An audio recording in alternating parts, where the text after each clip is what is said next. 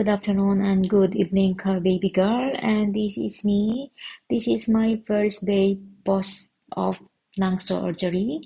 Since sabi ko, sa first day or after surgery, the day after surgery, sila talaga yung naglilinis ng ilong. Kasi nga, syempre, i-check din nila yon. And yung mga dugo-dugo sila ang kailangan maglinis nun. And it's normal na after day of operation, sila talaga ang maglinis. So, since hindi ako nakakain ng maayos, hindi ako nakatulog ng host dito syempre, dito sa lalamunan, nagasgasan siya. So, this is it, guys. Mahirap. Tiis ganda, ika nga. Dito tayo na. Sige, mag-ipag na. Tanggalin mo natin mga tapos. Kailan ka na surgery, ma'am? Kahapon? Opo. Wednesday din, ma'am, ang balik niya ko. Opo. Slide down ba? Sige. Rhino po. Ang tahi mo, ma'am, ilong at saka tenga. Pwede ka mag-hyperbaric, ma'am. Oxygen therapy po yun. Makakatulong yun, ma'am, para gumaling ka po. Taas, ma'am, para ma-lessen yung...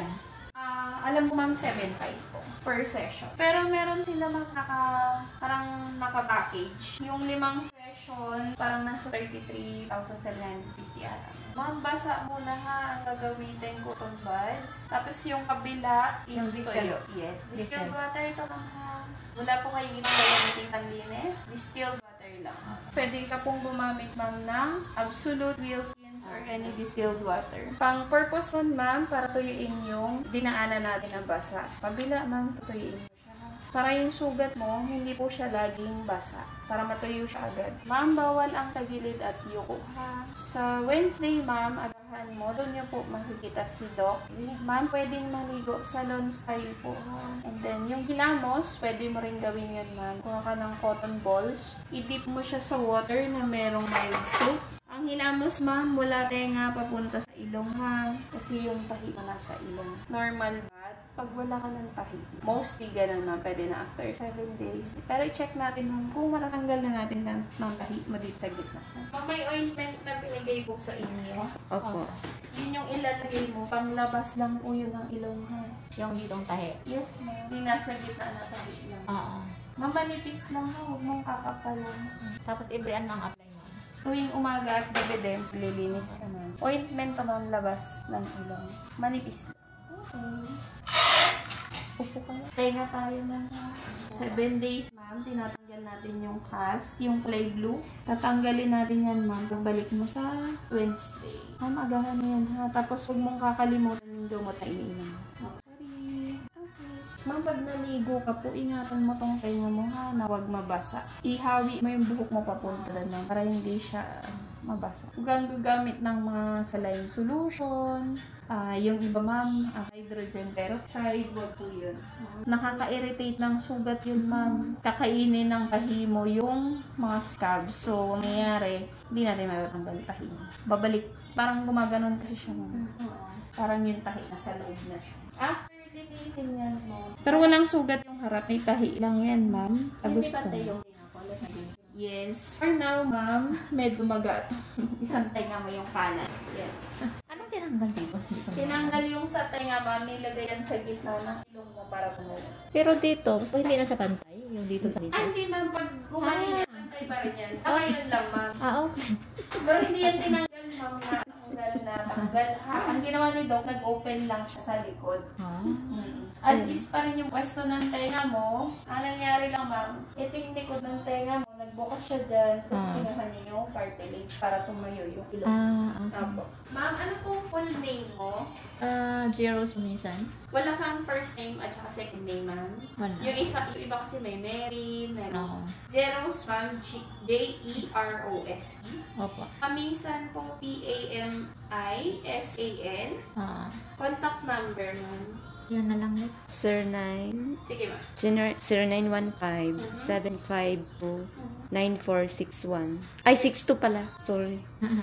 0915-752-9462. Yes po. Ma'am, ang balik ni ma'am, January 29, Wednesday. Agahan. Agahan mo yun, ma'am. Ang dadalhin mo lang, listahan ng gamot mo or kabisaduhin mo na lang, ma'am. Tandaan mo kung ano yung antibiotic na iinin mo. Ano? Yung ibang patient namin, para hindi makalimutan, pinipicturan ma'am yung gamot na iniinom nila.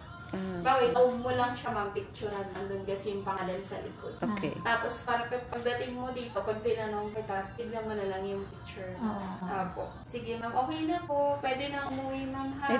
Yung dito ko, Sige ma'am, gusto mo lagyan ko yan? okay lang ba na hindi rin or what? Okay lang naman, pero ma'am may fluids. Fluids lang yan ma'am, may nalabas. Oo, fluids lang nga lang. Anuhan mo lang to ma'am, palitan mo lang din ma'am. Oo, meron din kami. Para sa biyahe mo ma'am. Oo. Wala akong tulog eh. Oh, matulog ka. Magiging mabagal ang healing mo. Hindi ako sanay na ano, yung nakabuka yung mga.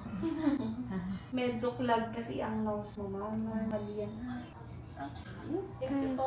Thank you ma'am. Ma'am, ingat po kayo ma'am. Okay, thank you. See you sa Wednesday. Sa Wednesday na tayo magkikita. Opo.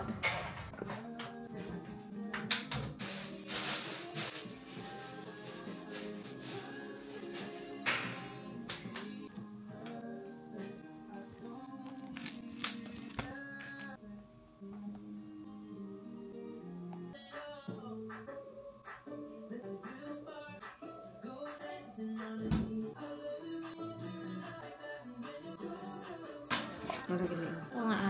Boy, si Ginny ito sa ano kara 23.